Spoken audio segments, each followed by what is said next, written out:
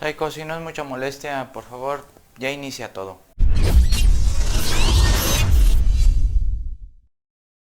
¿Qué tal, titanes? Otro video, otra reflexión, otra mi reflexión.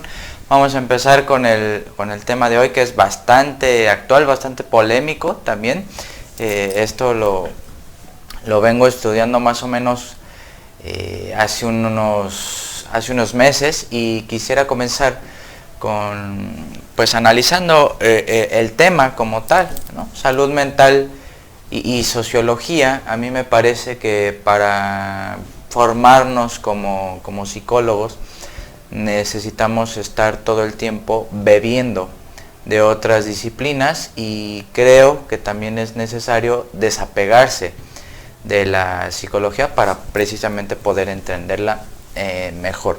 ¿Esto por qué lo digo? Porque la psicología, aquí defendemos en este proyecto, es simplemente el estudio de los fenómenos del comportamiento que están, digamos, vertiendo sobre nosotros, o que de alguna manera están influyendo estructuras más complejas, más amplias, como el Estado, la política, la economía, la globalización, la mal llamada globalización, en la conducta, en nuestro comportamiento, y comportamiento en el sentido general, ¿no? Entonces la psicología vendría a estudiar más o menos cómo esos comportamientos, ahorita vamos a ver cómo la salud mental se relaciona con ese ajuste o intento de ajuste de los individuos a la sociedad, a la cultura donde viven, donde se desempeñan a lo largo de sus vidas. Pero quisiera comenzar también con tres ideas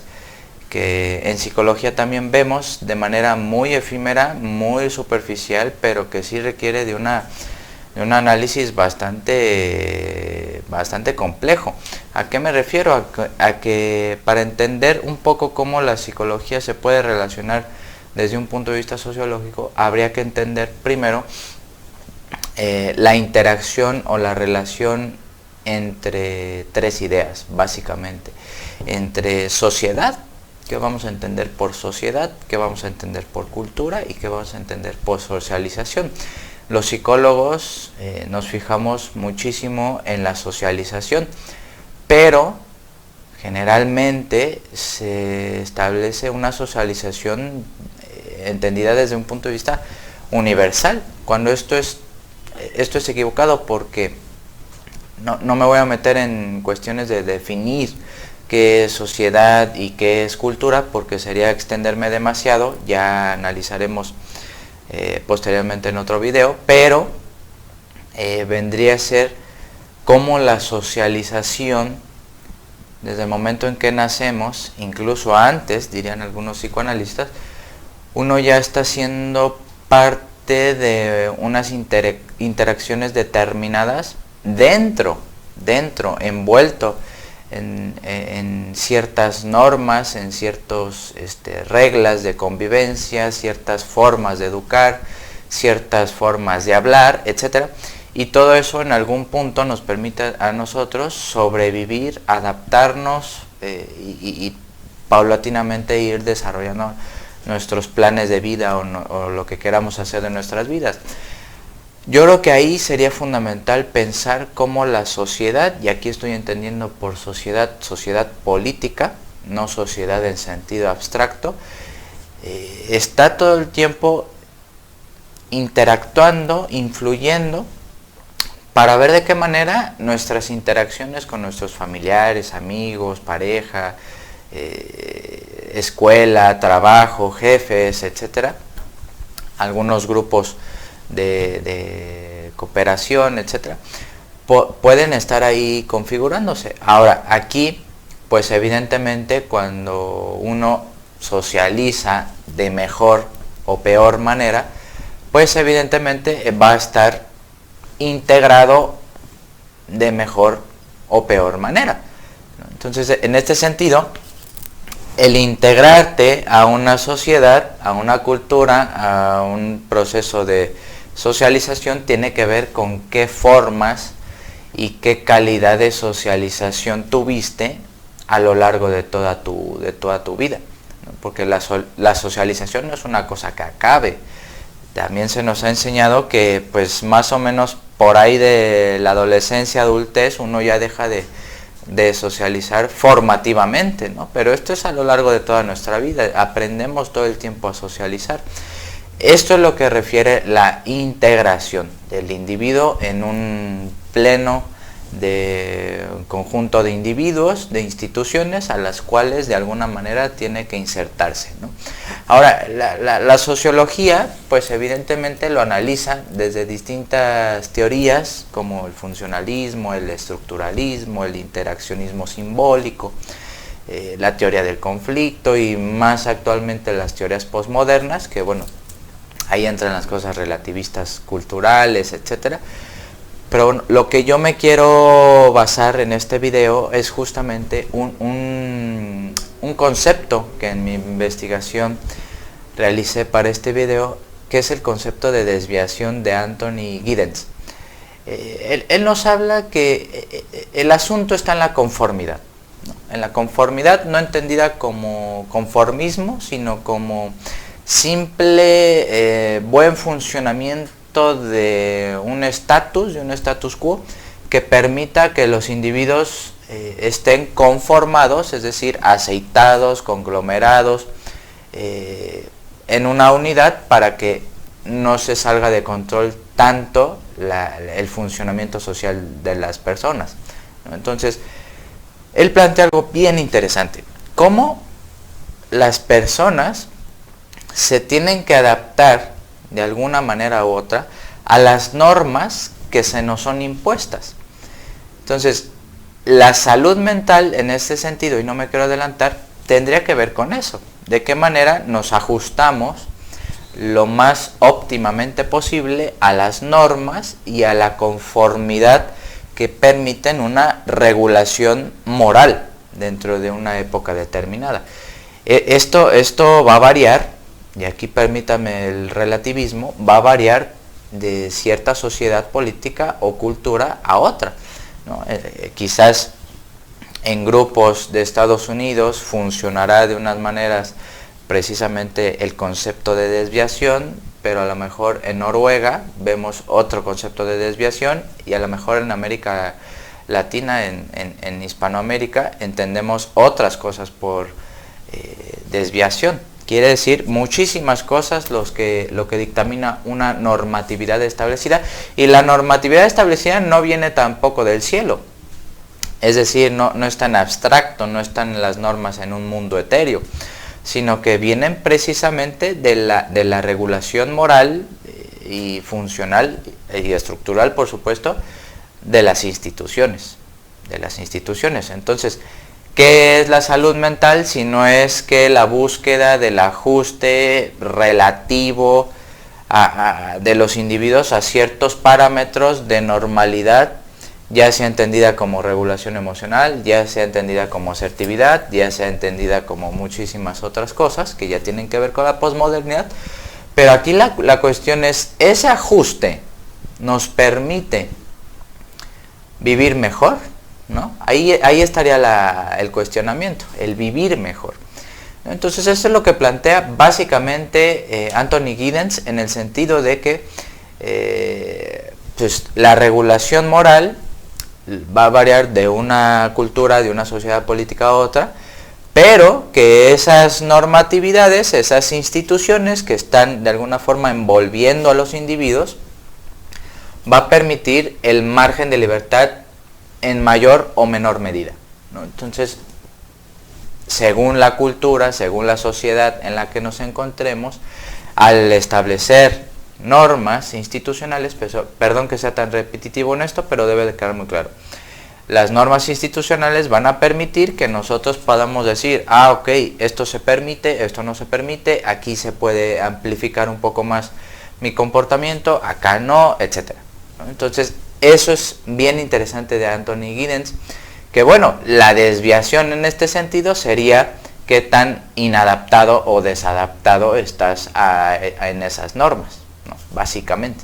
Entonces, esto es como el planteamiento general de la sociología. Ahora, ¿qué relación, qué asociación podría tener con la psicología o con las psicologías? Depende ya cada uno de ustedes qué psicología defiendan, pero desde mi punto de vista, como estoy intentando comprender la psicología, tendrá que ver con una adaptación o ajuste normativo institucional relativo, ¿no? Porque ese ajuste normativo nunca se va a lograr, porque el individuo tiene carencias, tiene problemas, tiene etcétera, muchísimas cosas, que nunca va a lograr una conjunción totalmente armonizante con las normas, siempre va a estar en conflicto, por esto que ya explicó Anthony Giddens. Y bueno, desde la psicología, créanme que muchos autores que no son tan conocidos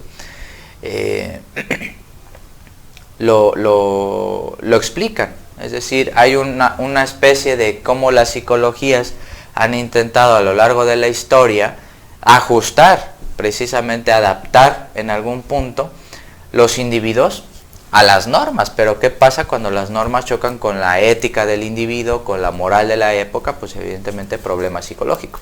Esto se da a nivel psicológico en distintas dimensiones, es decir, pues está el plano afectivo, está el plano cognitivo del pensamiento y en general del comportamiento, ¿no? Entonces, nosotros a veces creemos que sentimos lo que sentimos porque lo sentimos, ¿no? Y desconocemos totalmente todas las instituciones que nos rodean, que están dictaminando, esto es lo más interesante, están dictaminando de alguna u otra manera, es un entramado complejísimo, lo que sentimos, lo que pensamos y cómo nos comportamos. Ahora, esto no quiere decir que estemos determinados totalmente por esas normatividades.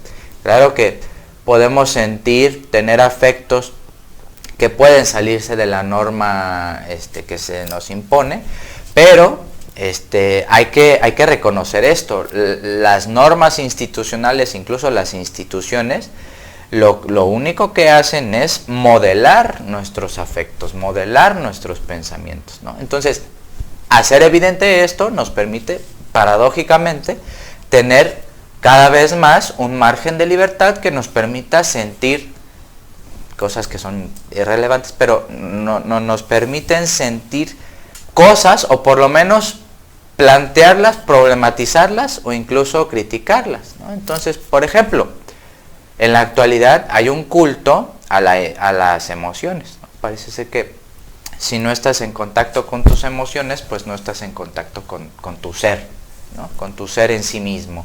Entonces, pues el ser más racional o el ser más crítico ya te hace ver como un desviado, precisamente, ¿no? Te hace ver con un desviado.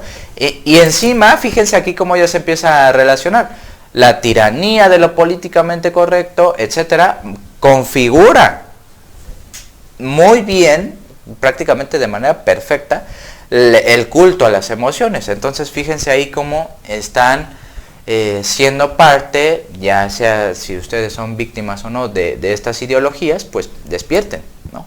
Ese es como el llamado. Ahora no les estoy diciendo que se vuelvan unos robots que nada más piensan racionalmente, ¿no? Sino que debe haber un equilibrio a partir de la crítica y de tomar en cuenta todo esto que les estoy diciendo. Como pueden ver, y me voy a meter en muchos problemas, pero como pueden ver, aquí el individuo es irrelevante. El individuo es irrelevante, porque hay todo este globo, este paraguas que nos está determinando. Ahora, si nos ponemos liberales, podemos decir que el individuo tiene libertad, en el sentido metafórico o práctico puede ser, de tener ciertos márgenes de libertad, ¿no? Entonces, es esa tensión la que Anthony Giddens y muchos sociólogos, pues a partir de todas las teorías que les mencioné, empiezan a analizar. Entonces, me parece bien interesante esta cuestión. Y ya para no extenderme tanto, considero fundamental hablar sobre la actitud de la sociedad, de la cultura, de la época, de las personas, hacia la salud mental, ¿no? Entonces, por un lado, tenemos lo que Talcott Parsons nos dice que es el rol del enfermo, ¿no? Es bien interesante esto que dice Parsons. Parsons nos dice lo siguiente, de 3 maneras de entender a un enfermo. Como víctima, como una situación compleja, pero también como un pretexto. Fíjense qué interesante.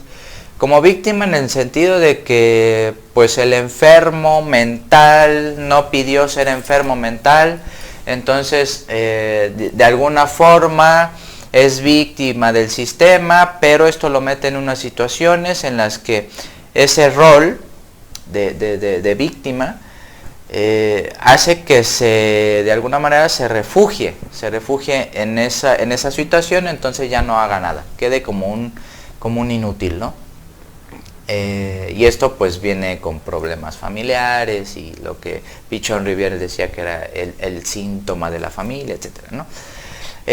Hay otra manera de entender al rol del enfermo, entendido también como una situación en la que el enfermo acepta totalmente su enfermedad, pero tiene miedo a la estigmatización. Entonces lo oculta, no lo dice, se aísla un poco, pero hasta cierto punto es funcional. Y por otro lado tenemos el rol del enfermo, en el que sí, declaradamente y descaradamente, justifica todas sus acciones porque está enfermo, ¿no? Entonces, como está enfermo, pues como no se gobierna a sí mismo, entendemos al enfermo como se empieza a drogar, se empieza a alcoholizar, se empieza a deprimir, se empieza a dañar a él mismo y por lo tanto habrá que revisar las interacciones familiares a la familia, ¿no? Entonces esta situación es bien interesante que dice Parsons, porque nos dirige a entender el estigma de la sociedad. Y aquí no quiero caer en los puntos de vista comunes, ¿no? Sino de, ay, pobrecito, no, sino en el estigma de entender que ese estigma es construido socialmente. Es construido socialmente. No de manera posmoderna, sino construido socialmente por las instituciones, por las normas, por las formas en las que vamos siendo educados, ¿no? Entonces creemos que un enfermo mental, por ejemplo, está incapacitado, un poco lo que platicábamos con Noé ese día, ¿no? Entonces, es bien interesante este tema, pero hasta aquí voy a dejar. Gracias, titanes, hasta aquí el problema y la discusión de salud mental y sociología. Psycho, apaga las luces.